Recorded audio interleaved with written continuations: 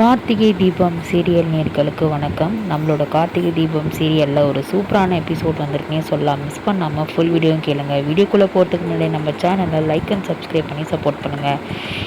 இப்போ பார்த்திங்கன்னா கார்த்தி என்ன பண்ணுறாரு, நம்மளோட ரேவதியோட ஃபங்க்ஷனில் இருக்கார். ரேவதியோட ஃபங்க்ஷன் போயிட்டே இருக்குது.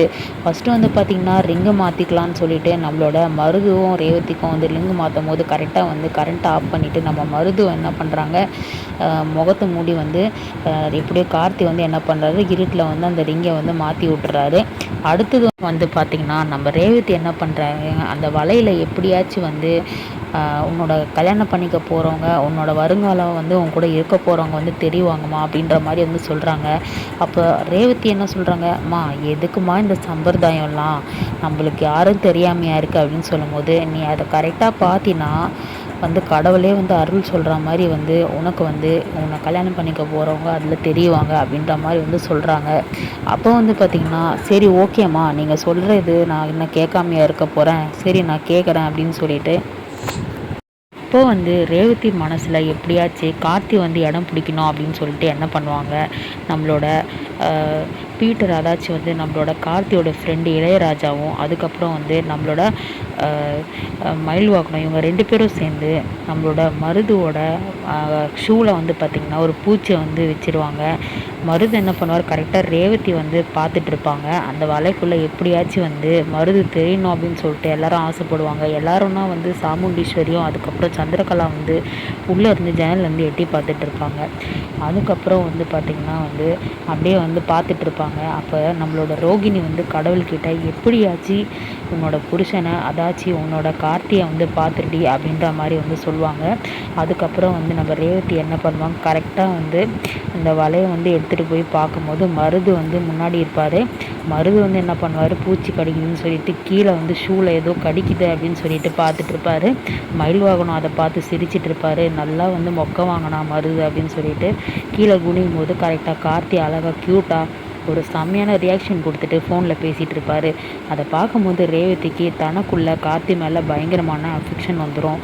இதுக்கப்புறம் என்னங்க, கார்த்தியோட லவ் சீக்வன்ஸ் மட்டும்தான். அது மட்டும் இல்லாமல் ஆஃபீஸில் ரேவதியும் கார்த்தியும் லவ் பண்ணுற சீக்வன்ஸ் மட்டும்தான் வரப்போகுது. இப்போ சக்ஸஸ் ஆயிடுச்சு அப்படின்னு சொல்லிட்டு நம்மளோட மயில்வாகனமும் அதுக்கப்புறம் நம்மளோட இளையராஜா 2 பேரும் கை கொடுத்து நம்ம எப்படியோ ரேவதி கார்த்தியை பார்த்துட்டாங்க அப்படின்னு சொல்லிட்டு 2 பேரும் சந்தோஷப்படுவாங்க. ரோகிணி மனசுக்குள்ளே கடவுளை வேண்டிகிட்டு இருப்பாங்க, எப்படியாச்சு நீ கார்த்தியை பார்த்துடி அப்படின்னு சொல்லிட்டு கரெக்டாக கார்த்தியை பார்த்துருவாங்க. பார்த்ததுக்கப்புறம் எல்லா ஃபங்க்ஷனும் முடிஞ்சிடும். எல்லாத்துலேயும் நம்ம கார்த்தி தான் பார்த்திங்கன்னா மாப்பிள்ளையாக தெரிஞ்சிருப்பார் நம்ம ரேவதிக்கு. இப்போ பார்த்திங்கன்னா நம்ம சாமுண்டீஸ்வரி முறைச்சிட்டே இருப்பாங்க, என்னடா இது, ஏதோ ஒரு தப்பு நடக்குது, எனக்கு என்னவோ ரேவதி கார்த்தி மேலே தான் இன்ட்ரெஸ்டாக இருக்க மாதிரி நடந்துக்கிறாளே, நம்ம இதை எப்படி மாற்றுறது அப்படின்ற மாதிரி யோசிச்சுட்டு இருப்பாங்க. அப்போ ரேவதி வழக்கம் போல் அவங்களுக்கு ஒன்றுமே புரியாது. ஆனால் அவங்களுக்கு மாப்பிள்ளைன்னா மருது தான், ஆனால் அவங்க இப்போ கார்த்தி மேலே தான் இன்ட்ரெஸ்டாக இருக்காங்க. நம்மளோட சூரியகலாக்கும் அதுக்கப்புறம் நம்மளோட சாமுண்டீஸ்வருக்கும் பயங்கர கடுப்பாக இருக்கும். இந்த ரேவதியை எப்படி தான் நிறுத்துறதுன்னு தெரியல. ரேவதி கூட எப்படியாச்சு 2 பேரும் ஒன்று சேரணும்னு சொல்லிட்டு கூட இருக்க எல்லாருமே, வீட்டில் இருக்க எல்லாரும் சதி பண்ணிகிட்ருக்காங்க. சூரியகலா என்ன பண்ணுறதுனே தெரியல அப்படின்ற மாதிரி சொல்லிகிட்டு இருப்பாங்க.